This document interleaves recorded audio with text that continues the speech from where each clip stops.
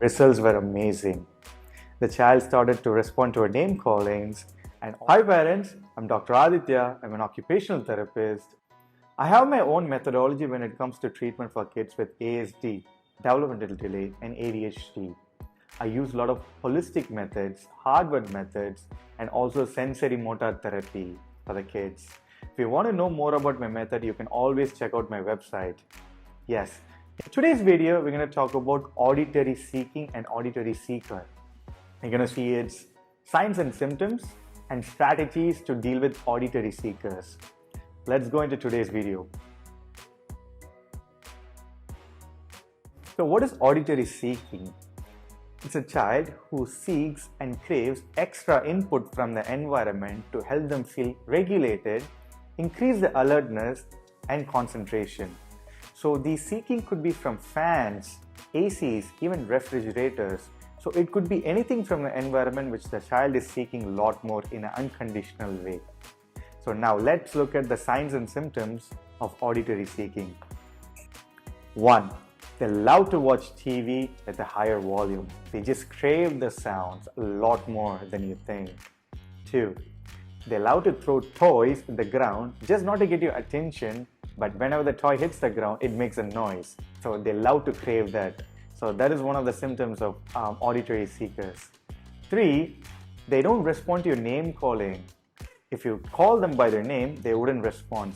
Because another term for auditory seekers is under-responsive auditory system.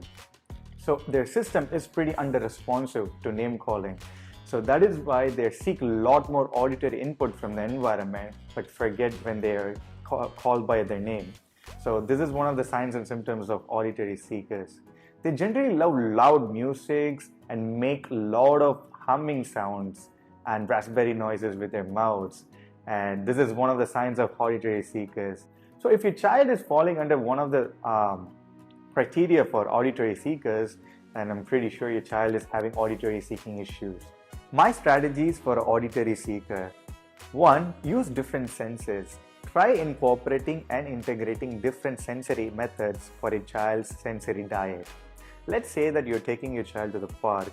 I would want your parents to put them into a swing, help them walk on top of a balance beam, and do a heavy work by hanging on a pull-up bar.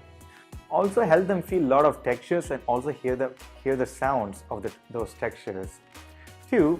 Take 2 boxes, parents. Fill one with rocks and one with cotton. Close the box and shake it. Help the child differentiate the concept of the sound.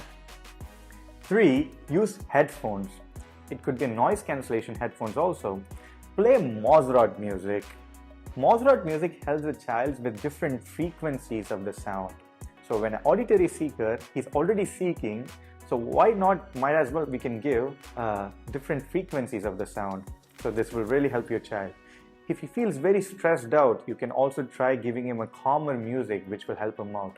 Or if your child just prefers hip-hop music, then you can just give him a hip-hop music. That would work also. 4. If your child can read books, then I would suggest you parents to give them an audiobook to listen. Here's my best suggestion for you parents. It's a case study of a 5-year-old ASD child.